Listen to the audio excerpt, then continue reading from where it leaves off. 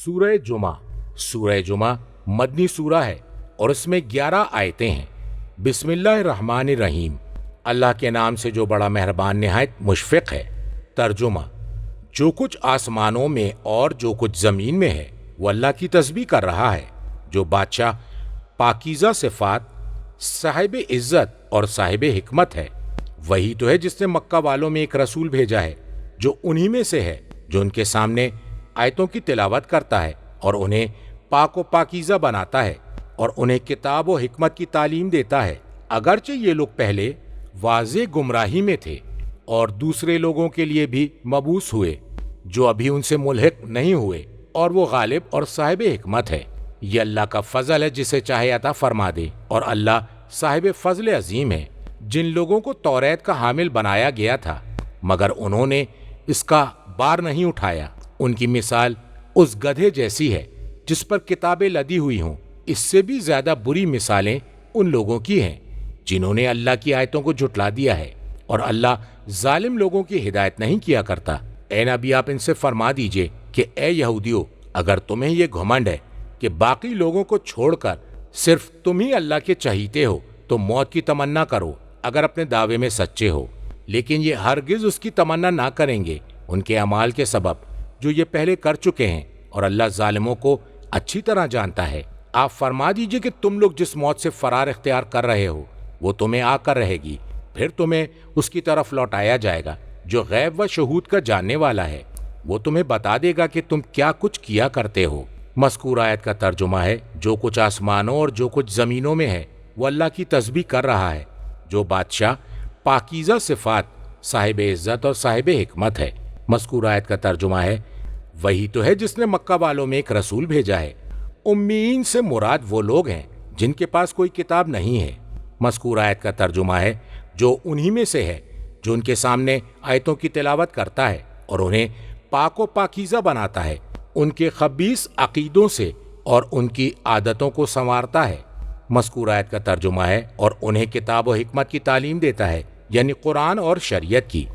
مذکور آیت کا ترجمہ ہے: اگرچہ یہ لوگ پہلے واضح گمراہی میں تھے، شرک اور زمانہ جاہلیت کی خباثتوں میں مبتلا تھے۔ تفسیر قمی میں امام صادق علیہ السلام سے مروی ہے، آپ نے امیین کی تفسیر کرتے ہوئے فرمایا کہ وہ لوگ لکھتے تھے لیکن ان کے ہاں اللہ کی جانب سے کوئی کتاب نہ تھی اور نہ ہی ان کی طرف کوئی رسول مبعوث ہوا تھا، لہٰذا انہیں امیین کی طرف نسبت دی گئی ہے۔ کتاب الشرائع میں امام جواد علیہ السلام سے روایت ہے، آپ سے سوال کیا گیا کہ نبی اکرم صلی اللہ علیہ وآلہ وسلم کو امی کیوں کہا گیا؟ تو امام علیہ السلام نے دریافت کیا کہ لوگ اس بارے میں کیا کہتے ہیں، تو ان سے کہا گیا کہ لوگ یہ سمجھتے ہیں کہ انہیں امی اس لیے کہا گیا کہ وہ لکھنا نہیں جانتے تھے۔ تو امام علیہ السلام نے فرمایا، انہوں نے جھوٹ کہا، ان پر خدا کی لعنت ہو۔ بھلا یہ کیسے ممکن ہے جبکہ اللہ تعالیٰ فرما رہا ہے۔ مذکور آیت کا ترجمہ ہے: سوچو وہ کیسے پڑھائے گا جو لکھنا نہ جانتا ہو۔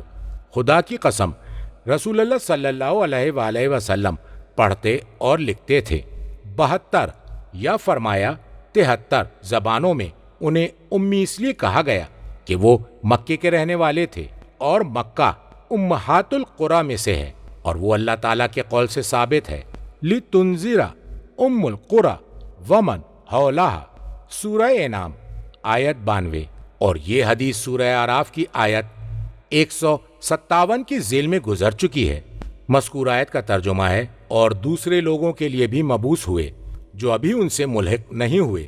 کہا گیا ہے یہ وہی لوگ ہیں جو صحابہ کرام کے بعد روز قیامت تک آئیں گے۔ حضرت صلی اللہ علیہ وآلہ وسلم کی دعوت اور ان کی تعلیم سب کے لیے عام ہے۔ تفسیر مجمع البیان میں امام باقر علیہ السلام سے مروی ہے کہ وہ اجمی لوگ ہیں اور وہ جو عربی زبان نہیں بولتا، اور فرمایا اگر ایمان ثریا ستارے پر ہوتا تو ان میں سے کچھ لوگ جا کر اسے وہاں سے بھی لے آتے۔ مذکور آیت کا ترجمہ ہے: اور وہ غالب اور صاحب حکمت ہے۔ مذکور آیت کا ترجمہ ہے: یہ اللہ کا فضل ہے، وہ جسے چاہے عطا فرما دے، اور اللہ صاحب فضل عظیم ہے جس کے نزدیک دنیاوی اور اخروی نعمتیں ہیچ ہیں۔ مذکور آیت کا ترجمہ ہے: جن لوگوں کو توریت کا حامل بنایا گیا تھا مگر انہوں نے اس کا بار نہیں اٹھایا۔ ان کی مثال اس گدھے جیسی ہے جس پر کتابیں لدی ہوں۔ مذکور آیت کا ترجمہ ہے جنہوں نے توریت کا علم حاصل کیا تھا اور اس پر عمل کرنے کے لیے مکلف تھے۔ مذکور آیت کا ترجمہ ہے انہوں نے اس کتاب پر عمل نہیں کیا اور جو کچھ اس میں ہے اس سے فائدہ حاصل نہیں کیا۔ مذکور آیت کا ترجمہ ہے ان کی مثال اس گدھے کی ہے جس پر علمی کتب کا بوجھ لدا ہوا ہے۔ وہ نہایت مشقت کے ساتھ اسے اٹھائے ہوئے ہے لیکن اس کا فائدہ حاصل نہیں کر رہے ہیں۔ تفسیر قمی میں ہے کہ گدھا کتابیں اٹھاتا ہے لیکن یہ نہیں جانتا کہ ان کتابوں میں کیا لکھا ہے اور نہ ہی وہ عمل کرتا ہے۔ یہی حال بنی اسرائیل کا ہے، انہوں نے بھی گدھوں کی طرح کتابیں اٹھا رکھی ہیں۔ وہ نہیں جانتے اس کتاب میں کیا لکھا ہے اور نہ ہی وہ اس پر عمل پیرا تھے۔ مذکور آیت کا ترجمہ ہے اس سے بھی زیادہ بری مثال ان لوگوں کی ہے جنہوں نے اللہ کی آیتوں کو جھٹلایا ہے۔ مذکور آیت کا ترجمہ ہے اور اللہ ظالم لوگوں کی ہدایت نہیں کیا کرتا۔ مذکور آیت کا ترجمہ ہے اے نبی آپ ان سے فرما دیجئے کہ اے یہودیو، اگر تمہیں یہ گھمنڈ ہے کہ باقی لوگوں کو چھوڑ کر صرف تم ہی اللہ کے چہیتے ہو، اس لیے کہ وہ کہا کرتے تھے کہ ہم اولیاء خدا ہیں اور اس کے احباب میں سے ہیں، یعنی اس کے چہیتے ہیں۔ مذکور آیت کا ترجمہ ہے تم موت کی تمنا کرو، تم اللہ سے یہ تمنا کرو کہ تمہیں موت دے دے اور تمہیں مصائب و آلام کے گھر سے نکال کر کرامت و فضیلت کے گھر میں منتقل کر دے۔ تفسیر قمی میں ہے فرمایا توریت میں لکھا ہوا ہے کہ اولیاء اللہ وہ ہوتے ہیں جو موت کی تمنا کرتے ہیں۔ مذکور آیت کا ترجمہ ہے اگر تم اپنے خیال میں سچے ہو۔ مذکور آیت کا ترجمہ ہے لیکن یہ ہرگز اس کی تمنا نہ کریں گے ان کے اعمال کے سبب جو یہ پہلے کر چکے ہیں۔ یہ جو کچھ کفر و معاصی پہلے کر چکے ہیں اس کی وجہ سے موت کی تمنا نہیں کریں گے۔ مذکور آیت کا ترجمہ ہے اور اللہ ظالموں کو اچھی طرح جانتا ہے۔ اس آیت کی مکمل تفسیر سورہ بقرہ کی آیت 59 کے ذیل میں بیان کی جا چکی ہے۔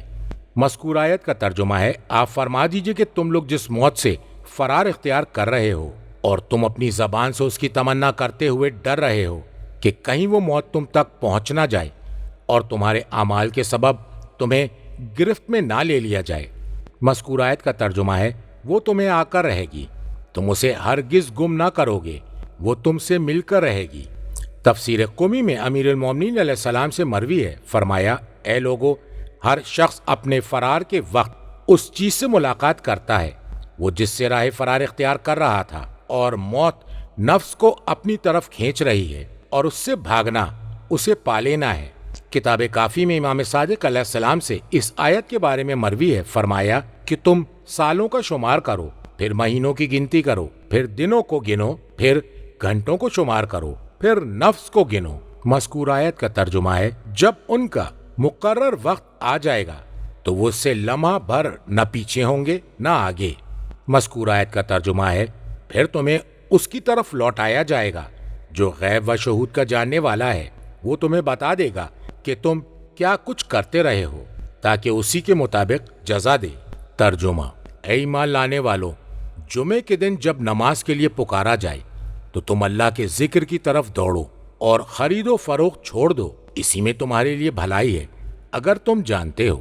جب نماز ادا کر چکو تو زمین میں پھیل جاؤ اور اللہ کا فضل تلاش کرو اور اللہ کا کثرت سے ذکر کرو تاکہ تم فلاح پا سکو۔ اور جب ان لوگوں نے تجارت اور کھیل تماشے کو دیکھا تو اس کی طرف لپک گئے اور اے نبی آپ کو تنہا کھڑا چھوڑ دیا۔ اے نبی آپ فرما دیجئے کہ جو کچھ اللہ کے نزدیک ہے وہ کھیل تماشے اور تجارت سے بہتر ہے اور اللہ بہترین رزق دینے والا ہے۔ مذکور آیت کا ترجمہ ہے اے ایمان لانے والو، جمعے کے دن جب نماز کے لیے پکارا جائے۔ مذکور آیت کے لفظ کے معنی ہے جمعے کے لیے اذان دی جائے۔ کہا گیا ہے کہ اسے روز جمعہ اس لیے کہا جاتا ہے کہ اس دن نماز کے لیے لوگوں کا اجتماع ہوتا ہے۔ کتاب کافی میں امام باقر علیہ السلام سے مروی ہے کہ اللہ تعالیٰ اپنی تمام مخلوقات کو اس روز یعنی جمعے کے دن حضرت محمد مصطفیٰ صلی اللہ علیہ وآلہ وسلم اور ان کے وصی کی ولایت پر میثاق میں جمع کیا تھا، لہٰذا اسے یوم الجمعہ اس لیے کہا گیا کیونکہ اس دن تمام مخلوقات کو جمع کیا گیا۔ مذکور آیت کا ترجمہ ہے تم تو اللہ کے ذکر کی طرف دوڑو، یعنی نماز کی طرف، جیسا کہ ما قبل اور ما بعد سے مستفاد ہو رہا ہے۔ کہا گیا ہے کہ تم نماز کی جانب تیزی سے قصد کرتے ہوئے جاؤ، صحیح دوڑنے سے کم ہوتی ہے۔ تفسیر قمی میں ہے کہ اس سے مراد تیز تیز چلو، اور امام باقر علیہ السلام نے فرمایا ہے مذکور آیت کے لفظ کے معنی ہے تیز چلنا۔ کتاب الشرائع میں امام صادق علیہ السلام سے مروی ہے فس او کے معنی ہے الانک فاؤ، نماز کے لیے بالکل آمادہ ہو جاؤ۔ کتاب کافی میں امام باقر علیہ السلام سے مروی ہے مذکور آیت کا ترجمہ ہے فرمایا تم عمل کرو اور جلدی کرو، اس لیے وہ دن مسلمانوں کے لیے بہت تنگ ہے، اور مسلمانوں کے اعمال کا ثواب اس دن اس کی تنگی کے مطابق ہے۔ نیکیاں اور برائیاں اس روز دگنی کر دی جاتی ہیں۔ امام علیہ السلام نے فرمایا مجھ تک یہ بات پہنچی ہے کہ اصحاب نبی جمعے کے دن کے لیے جمعرات سے ہی تیاریاں شروع کر دیتے تھے، اس لیے کہ یہ دن مسلمانوں کے لیے بے حد تنگ ہوتا ہے۔ مذکور آیت کا ترجمہ ہے اور خرید و فروخت ترک کر دو۔ کتاب فقہ میں ہے روایت کی گئی ہے کہ جب مؤذن جمعے کے دن اذان دیتا تھا تو ایک منادی پکار کر کہتا تھا تجارت حرام ہے۔ مذکور آیت کا ترجمہ ہے اسی میں تمہارے لیے بھلائی ہے اگر تم جانتے ہو، یعنی ذکر الہی کی طرف صحیح کرنا معاملات خرید و فروخت سے تمہارے لیے بہتر ہے، اس لیے کہ آخرت کا نفع بہترین اور زیادہ دیر پا ہے۔ مذکور آیت کا ترجمہ ہے اگر تم جانتے ہو، اگر تم خیر و شر سے واقف ہو۔ کتاب کافی میں امام باقر علیہ السلام سے مروی ہے کہ اللہ تبارک و تعالیٰ نے انسانوں پر ایک جمعے سے دوسرے جمعے تک 35 نمازوں کو واجب قرار دیا ہے، اور صرف ایک نماز جسے اللہ نے جماعت کے ساتھ فرض قرار دیا ہے وہ نماز جمعہ ہے، اور 9 طرح کے افراد سے اسے اٹھایا ہے، بچہ، بوڑھا، دیوانہ، مسافر، غلام، عورت، بیمار، اندھا، اور جو 2 فرسخ کے فاصلے پر رہتا ہو۔ فرسخ 3 میل کا ہوتا ہے۔ کتاب تہذیب میں اور فقہ میں امام صادق علیہ السلام سے مروی ہے آپ سے سوال کیا گیا کہ کس پر جمعہ فرض ہے؟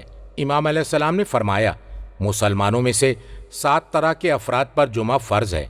اگر مسلمانوں کی تعداد 5 سے کم ہو تو ان پر جمعہ واجب نہیں، جن میں سے ایک امام ہو، اور اگر 7 افراد جمع ہو جائیں اور انہیں کسی قسم کا خوف نہ ہو تو ان میں سے کوئی امامت کر لے اور انہیں خطبہ دے۔ میں فیض کاشانی کہتا ہوں شاید مراد ہو کہ اگر 7 افراد جمع ہو جائیں تو حتمی طور سے نماز جمعہ واجب ہو جائے گی، اور ایسی واجب جس کے ترک کرنے کی اجازت نہیں، اور 5 افراد ہوں تو اختیاری طور پر واجب ہے اور پڑھنا افضل ہے، اور ترک کرنے کی بھی اجازت ہے۔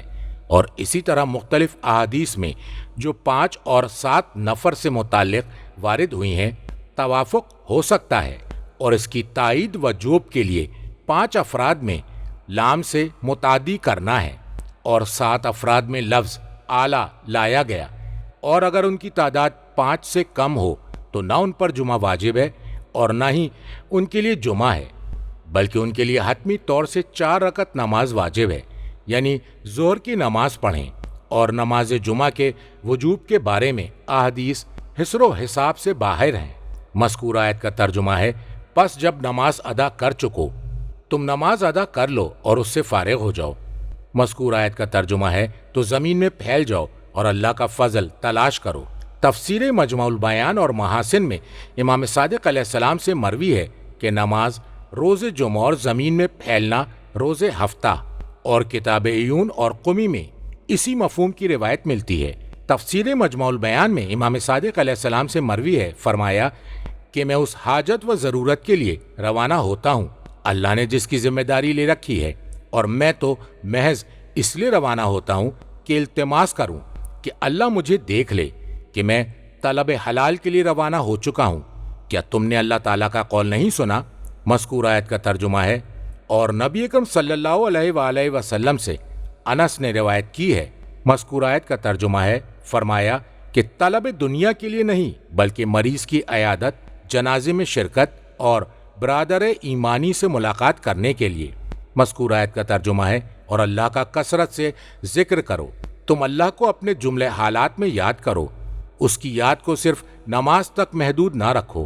تفسیر مجموع البیان میں نبی اکرم صلی اللہ علیہ وآلہ وسلم سے مروی ہے، فرمایا کہ جو اللہ کو یاد کرے خلوص کے ساتھ، بازار میں جب لوگ غفلت میں پڑے ہوئے اپنے کاموں میں مشغول ہوں تو اللہ ایسے شخص کے لیے ہزاروں نیکیاں لکھ دے گا اور روز قیامت اس کی ایسی مغفرت فرمائے گا جو کسی بشر کے وہم و گمان میں بھی نہ ہوگی۔ مذکور آیت کا ترجمہ ہے تاکہ تم فلاح پا سکو، تمہیں دونوں جہانوں کا خیر مل جائے۔ مذکور آیت کا ترجمہ ہے اور جب ان لوگوں نے تجارت اور کھیل تماشے کو دیکھا تو اس طرف لپک گئے اور اے نبی آپ کو تنہا کھڑا چھوڑ دیا۔ مذکور آیت کے الفاظ کے معنی ہیں اس کی طرف پلٹ گئے۔ ایسا ہی ہے تفسیر مجموع البیان اور تفسیر قمی میں امام صادق علیہ السلام سے مروی ہے۔ مذکور آیت کا ترجمہ ہے اور آپ کو ممبر پر خطبہ دیتے ہوئے چھوڑ دیا۔ مذکور آیت کا ترجمہ ہے اے نبی آپ فرما دیجئے کہ جو کچھ اللہ کے نزدیک ہے وہ کھیل تماشے اور تجارت سے بہتر ہے، یعنی جو ثواب اللہ کے پاس ہے تو وہ کھیل کود اور تجارت کے مقابلے میں بہتر ہے، ثابت ہے، دائمی ہے، برخلاف اس کے جو تم تجارت کی منفعت کے بارے میں سوچ رہے ہو۔ مذکور آیت کا ترجمہ ہے اور اللہ بہترین رزق دینے والا ہے۔ تفسیر قمی میں ہے فرمایا کہ رسول اللہ صلی اللہ علیہ وآلہ وسلم لوگوں کو جمعے کی نماز پڑھا رہے تھے کہ خوراک کا ذخیرہ گندم وغیرہ لایا گیا اور اس کے سامنے قوم تھی جو دف اور تاشے بجا رہے تھے۔ لوگوں نے نماز چھوڑ دی اور ان کی طرف جا کر دیکھنے لگے تو یہ آیت نازل ہوئی۔ مجمع البیان میں جابر ابن عبداللہ سے روایت ہے، فرمایا کہ ایک قافلہ آیا اور ہم رسول اللہ صلی اللہ علیہ وآلہ وسلم کے ساتھ نماز پڑھ رہے تھے۔